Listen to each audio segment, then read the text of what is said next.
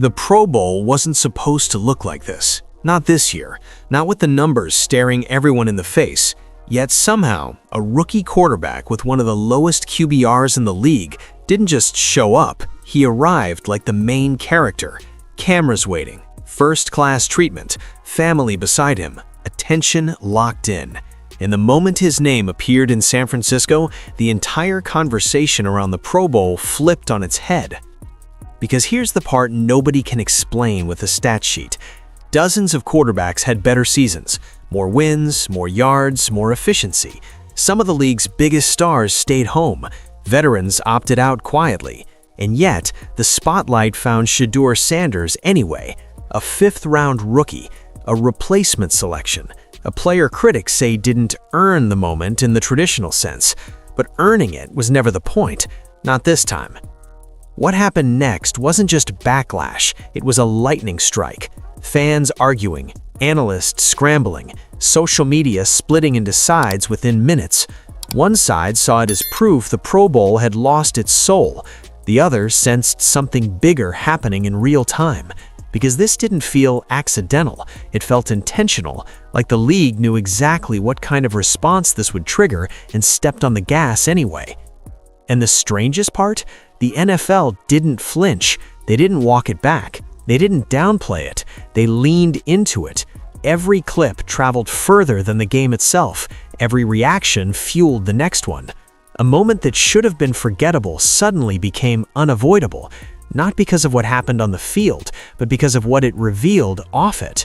This wasn't just about a quarterback showing up to an exhibition. It was about why this quarterback mattered right now, in this version of the NFL. And once you understand why the league made that decision, why they rolled out the red carpet instead of playing it safe, the Pro Bowl controversy stops looking like a mistake and starts looking like a preview of what's coming next. From the moment the news broke, a lot of fans felt the same reaction in their gut. Confusion first, then frustration. The Pro Bowl, for all its flaws, was still supposed to represent something, a nod to production, a reward for players who showed up every Sunday and delivered. And when people pulled up the numbers tied to Shedeur Sanders, the disconnect was hard to ignore. An 18.9 QBR, limited starts, no breakout stretch that forced the league's hand. On paper, it didn't add up. That's where the "this doesn't feel right" energy came from. Fans immediately rattled off names, quarterbacks with better efficiency, players who carried offenses for weeks, guys who won games, stayed healthy, and still never got the call. And unlike some controversial selections in the past, this one was not a gray area. It felt black and white. Better performance existed elsewhere, and that made this moment sting even more. To a lot of traditional fans, this wasn't just about one roster spot. It felt like the Pro Bowl officially stopped pretending. For years, people joked that the event had softened, that it had drifted away from real competition. This moment made those whispers loud. Seeing a rookie arrive with premium treatment while established players stayed home looked like proof that the honor had shifted away from merit and towards something else entirely. The alternate label didn't help either. He wasn't voted in cleanly. He didn't force his way into the conversation. He was next in line.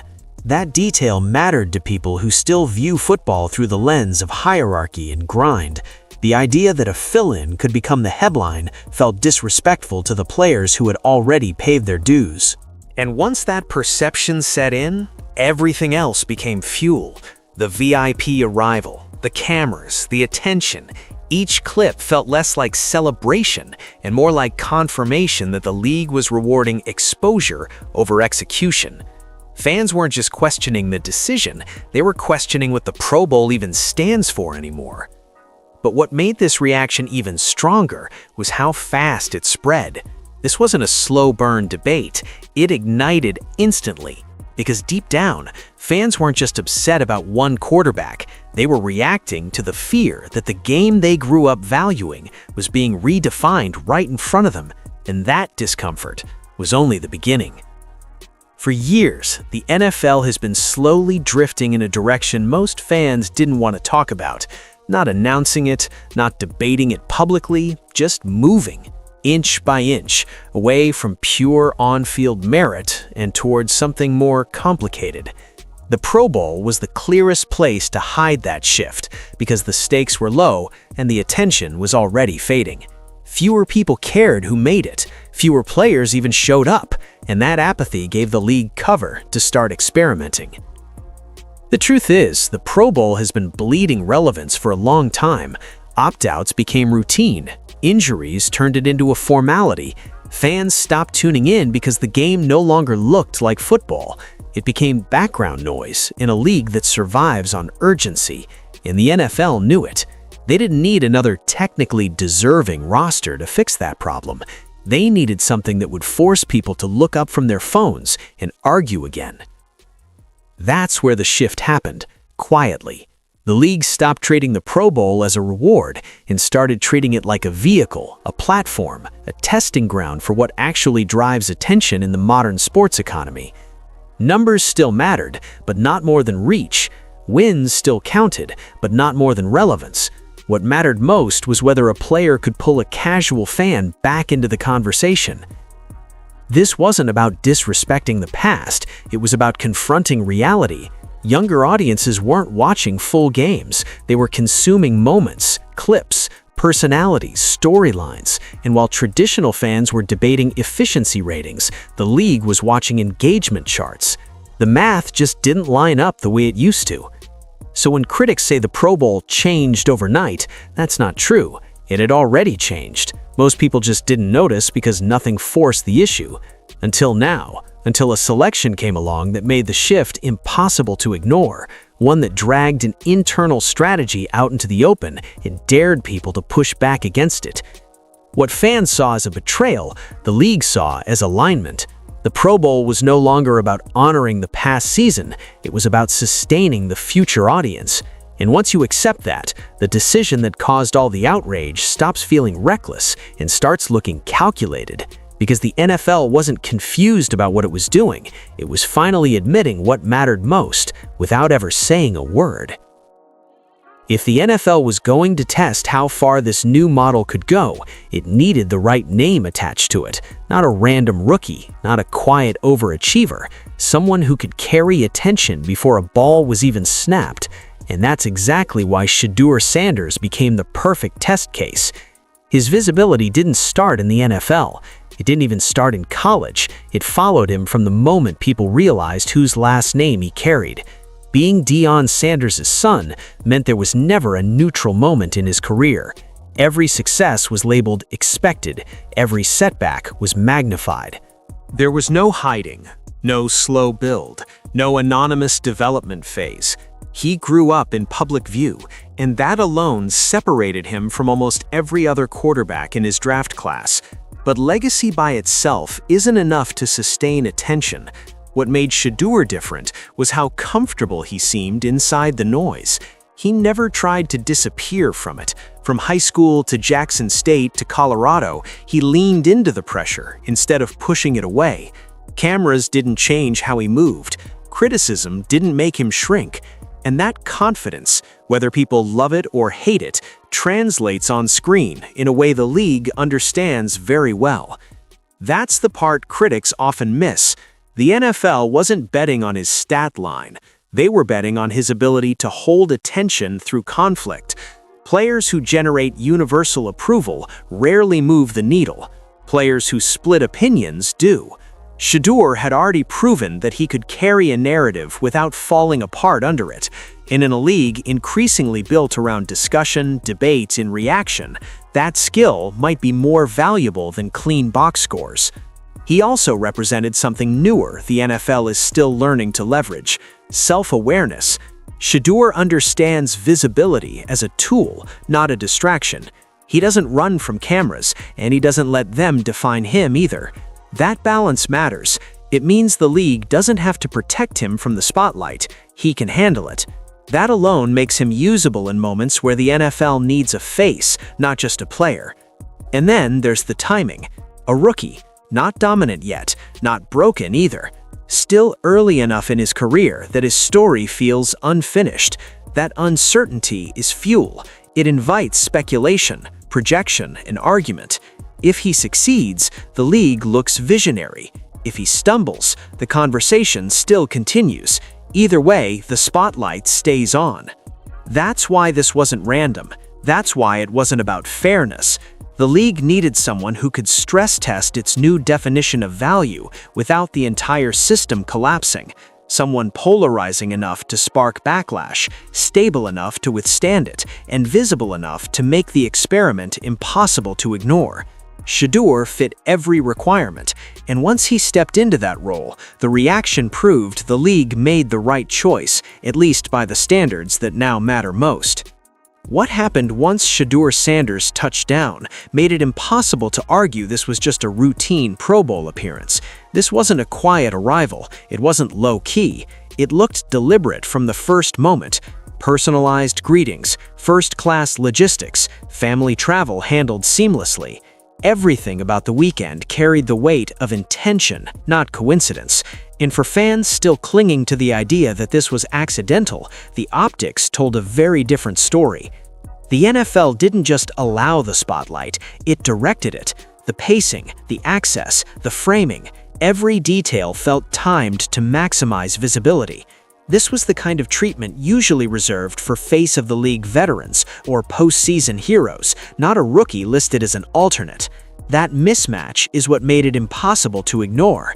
It felt less like hospitality and more like positioning. Then came the footage, not raw clips, not shaky fan uploads, curated content, clean angles, moments designed to live far longer online than the event itself ever could. With well-off media documenting the entire experience, the story wasn't left for outsiders to interpret. It was being told in real time by people who understood exactly how narrative works in the modern sports ecosystem. Nothing leaked, nothing felt unmanaged. That level of control doesn't happen by accident. And that's the key part. This wasn't about giving Shedeur special treatment for the sake of it. It was about turning the Pro Bowl into something it hasn't been in years. A moment. For most fans, the game itself barely registers anymore. But the arrival, the behind-the-scenes access, the family presence, that's what travels, that's what circulates, that's what reactivates interest in an event that's been drifting toward irrelevance. The league knew exactly how this would look. They knew people would notice the contrast. They knew critics would call it favoritism. And they were fine with that, because controversy wasn't a side effect, it was the mechanism. This wasn't a celebration of a single player, it was a soft launch of a new kind of NFL star, one whose value isn't just measured on Sundays, but every day the conversation continues. Once you see it that way, the red carpet treatment stops feeling excessive and starts feeling strategic. The NFL wasn't just hosting a quarterback, they were showcasing a prototype, and by the time people realized what they were watching, the discussion had already escaped the event itself and taken on a life of its own. While the internet was stuck arguing about optics and entitlement, something far more important was happening quietly behind closed doors in Cleveland. No press release, no victory lap, just a move that said more than any public defense ever could. The Browns didn't debate whether this moment embarrassed them, they leaned in. And that's where the conversation shifts from spectacle to substance. Teams don't accidentally rearrange their future around a quarterback, especially not one drafted in the 5th round, especially not one still early in his development. Yet Cleveland's actions pointed in one direction.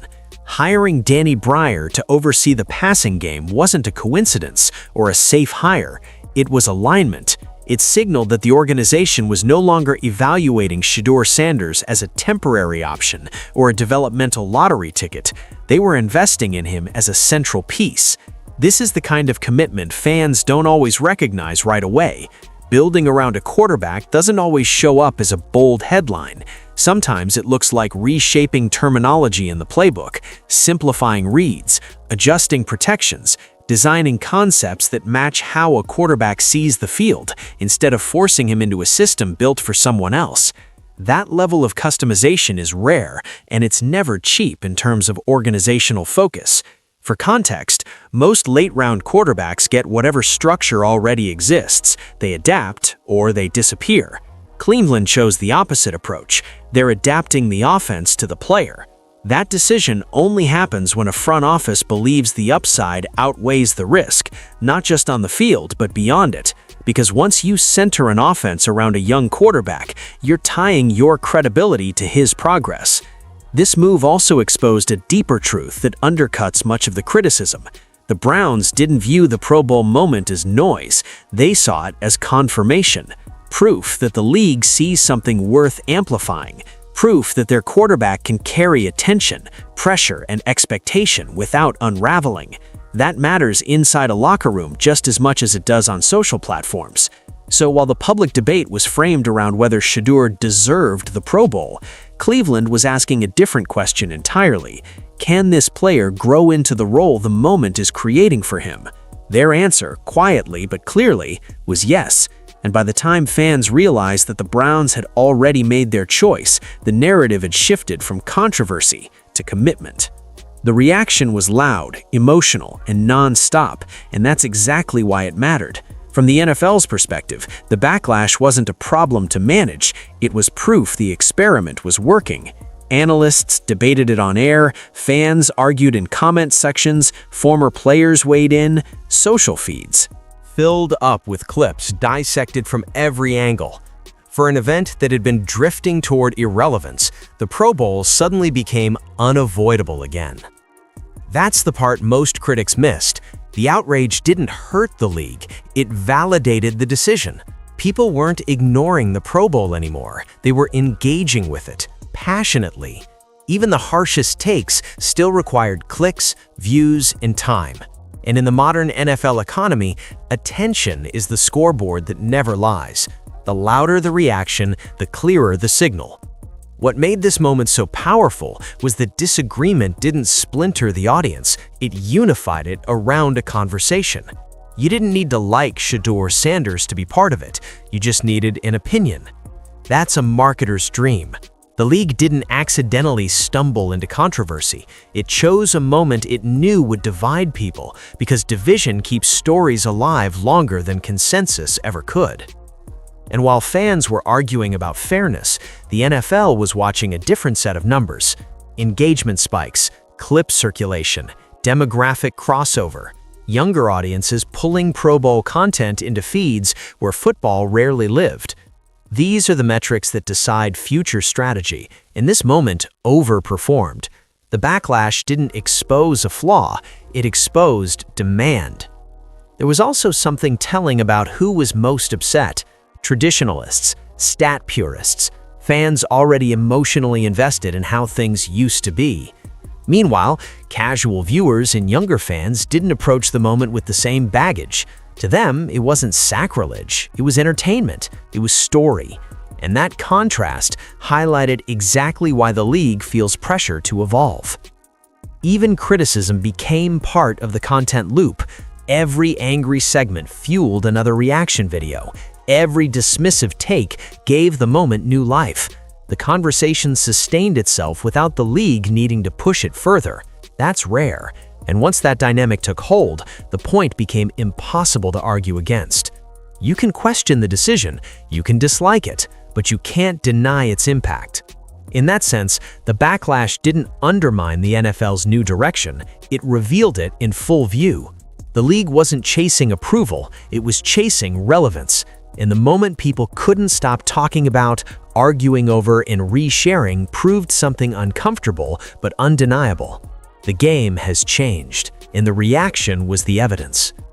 What this entire moment forced into the open is something the NFL has been redefining for years without ever putting it into words.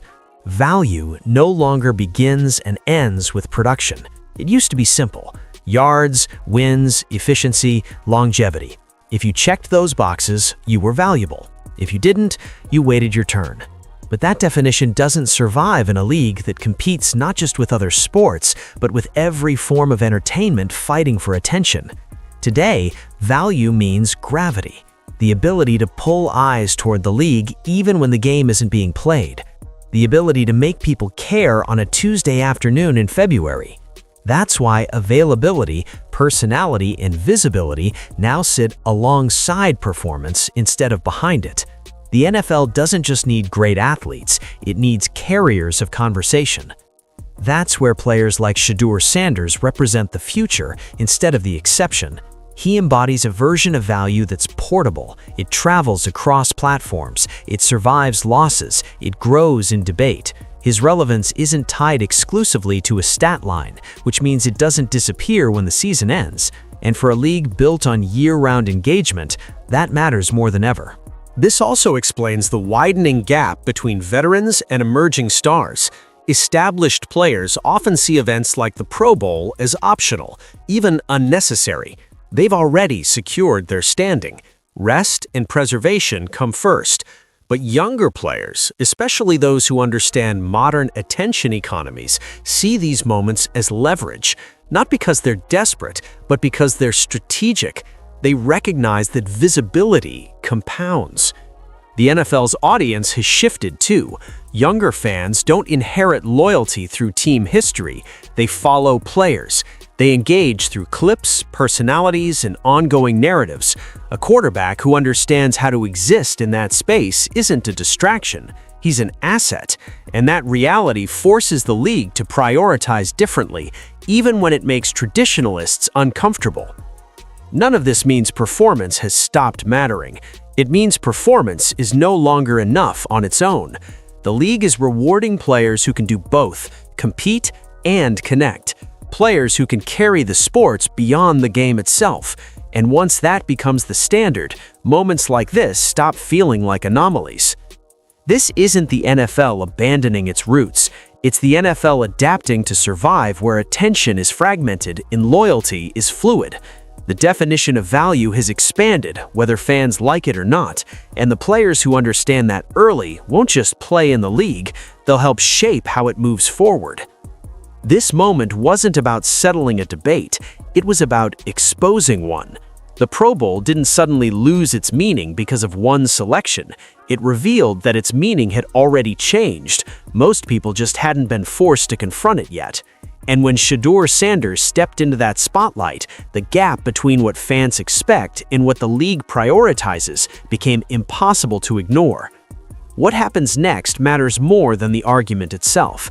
If Shedeur's play rises to meet the attention, this moment will be remembered as the early signal everyone missed. If it doesn't, the conversation won't disappear, it will only evolve. Either way, the NFL has already made its choice clear. It's no longer waiting for players to earn relevance after the fact. It's placing bets earlier, louder, and more publicly than ever before. The uncomfortable truth is that this wasn't favoritism, it was forecasting. The league sees where audience behavior is heading. Shorter attention spans, player-centered engagement, narratives that travel faster than stat lines. And instead of resisting that reality, the NFL is leaning into it. Not quietly, not cautiously, but decisively. For traditionalists, that feels like losing something sacred. For the league, it looks like survival. The Pro Bowl needed urgency. It needed friction. It needed someone willing to step into a moment that others walked away from. And that's exactly what happened here. This wasn't an award, it was a signal. So the question moving forward isn't whether this moment was deserved, it's whether the NFL will keep rewarding players who understand how to carry the sport beyond the field. Because if this is the new standard, then Shedeur isn't an outlier, he's a preview. And that's why this story doesn't end with one Pro Bowl appearance. It opens the door to a future where value is measured in influence as much as impact, and where the league's next stars won't just be the ones who play the game well, but the ones who know how to make the league matter when the games stop.